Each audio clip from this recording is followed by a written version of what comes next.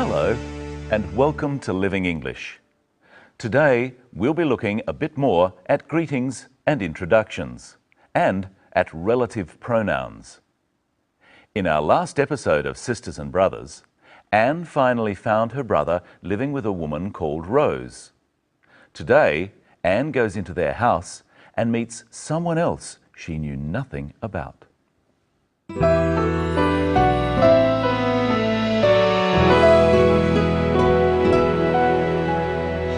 David hasn't told me very much about his family. I'm so sorry. And I feel very bad about not contacting you. I just can't believe it. I was looking for you, thinking that something terrible must have happened, and here you are playing house. There's someone you should meet.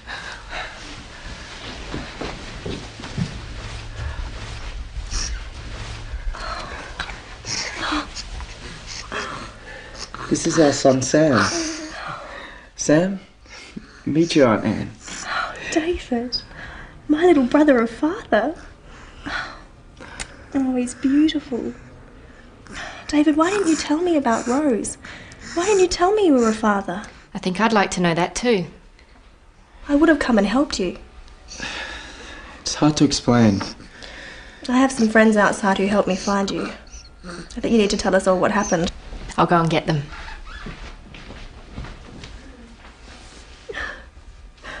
I'm an aunt. Sarah, Steve. This is my brother David and his partner Rose. And this is my nephew Sam. He's gorgeous. I know you. You... Shop at your stall, yeah. Green apples. He always wants green apples. That's right. You have a good memory, David. I think you'd better all sit down.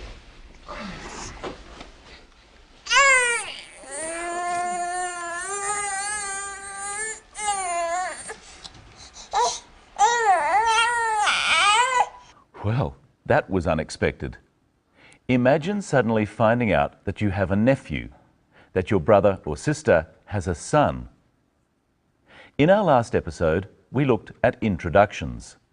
Let's refresh our memories. Sarah, Steve. This is my brother David and his partner Rose. And this is my nephew Sam.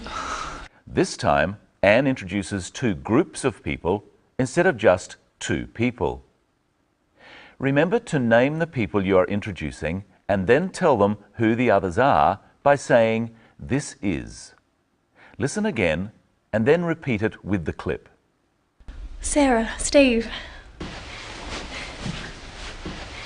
This is my brother David and his partner Rose. Sarah, Steve.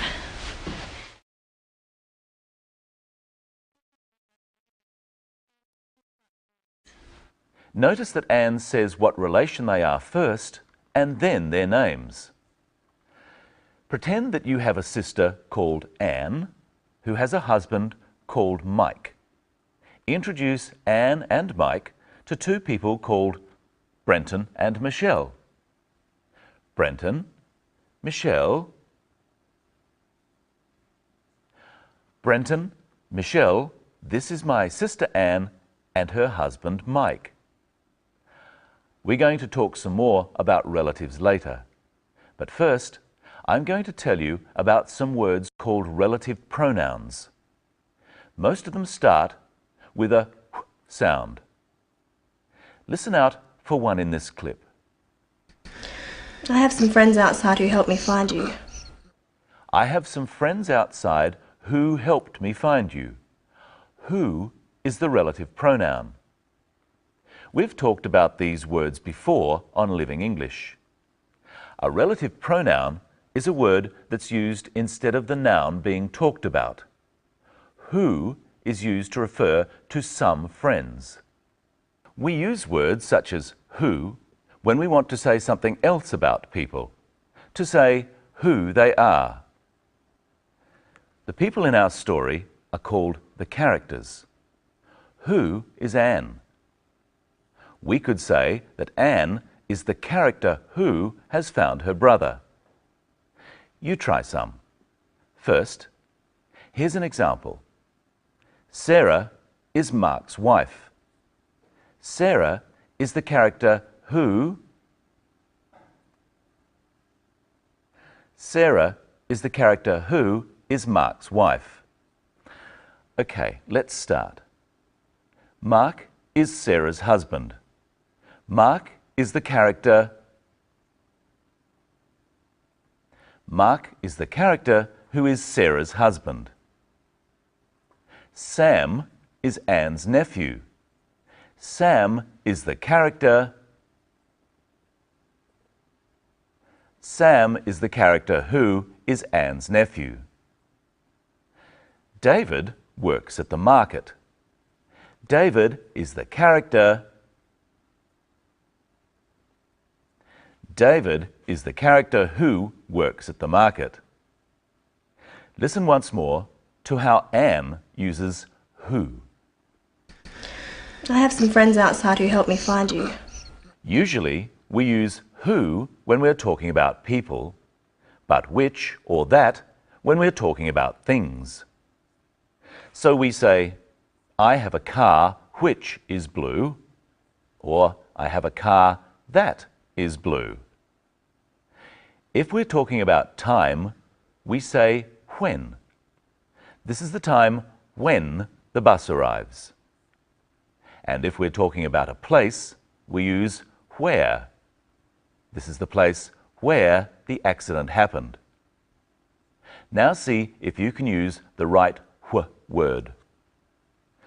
I have a bicycle is red. I have a bicycle which is red. This is the shop. I buy apples. This is the shop where I buy apples. I drive home at 7. The traffic is not as bad. I drive home at 7 when the traffic is not as bad. Now let's look at the moment when Anne learns she has a nephew. This is our son Sam. Sam, meet your Aunt Anne. David, my little brother and father. It's time to introduce Michelle. Everyone, this is my co-presenter, Michelle Crowden. Hello, everyone. What are we going to talk about today? Relatives and relative pronouns. First, I have some questions for you, Brenton. Okay. If Anne is baby Sam's aunt, then Sam is Anne's what? Sam is Anne's nephew. What if Anne was the aunt of a girl? David's daughter would be Anne's what? David's daughter would be Anne's niece. Okay. If Anne had a child, what relation would it be to Sam? It would be Sam's cousin. Would it matter if it's a boy or a girl? No, we say cousin for boys and girls. The children of brothers and sisters are cousins to each other. All right. If Anne has a son, a boy, it would be David's nephew. David would be that child's what? David would be that child's uncle. We call people who are cousins, aunts, uncles, nephews and nieces our extended family. I'm going to ask the audience some questions about Sam's immediate family, the people he is most closely related to. Rose is Sam's mother. David is Sam's father. Sam doesn't have any brothers and sisters yet, so that's his immediate family. Now for his extended family. Anne is Sam's aunt. What about Anne and David's mother and father? They're Sam's grandmother and grandfather. Now for some questions from Anne. David, why didn't you tell me about Rose? Why didn't you tell me you were a father? You'll have to watch the next episode to find out the answers.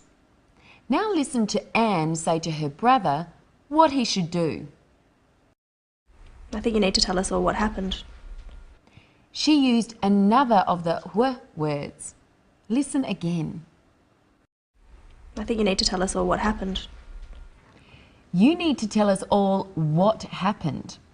What can be used in a sentence that's not a question. It means the things that. You need to tell us the things that happened. She's talking about David going missing. I think he should tell us too. We use the phrase, tell us what happened, a lot. It's a way of asking for the full story about something. And we want to know the full story of why David went missing. Now I want to see if you can use what. I'm going to show you some sentences with a missing word. The missing word will be that or what. Let's start. I say, I mean. I say what I mean. This is the dog bit me. This is the dog that bit me. This book is just I needed. This book is just what I needed. You must work hard to get you want. You must work hard to get what you want. I like to drive cars are fast. I like to drive cars that are fast. Now let's have a look at one more clip. I just can't believe it. I was looking for you, thinking that something terrible must have happened, and here you are playing house. What does she mean, playing house? Well, obviously she's angry. So she's saying that David is playing a game like a child. She thought that something bad must have happened. What does she mean by must have? We use must with have, must have, to mean a strong probability or what's most likely. If you're late for work, I might say, he must have been held up in traffic. We must have run out of time to do much more today. Yes, we have. Enjoy another look at today's episode and join us next time when we hear what David has to tell us. Bye. Bye. My little brother or father? Oh, he's beautiful. David, why didn't you tell me about Rose? Why didn't you tell me you were a father? I think I'd like to know that too. I would have come and helped you. It's hard to explain. I have some friends outside who helped me find you. I think you need to tell us all what happened. I'll go and get them.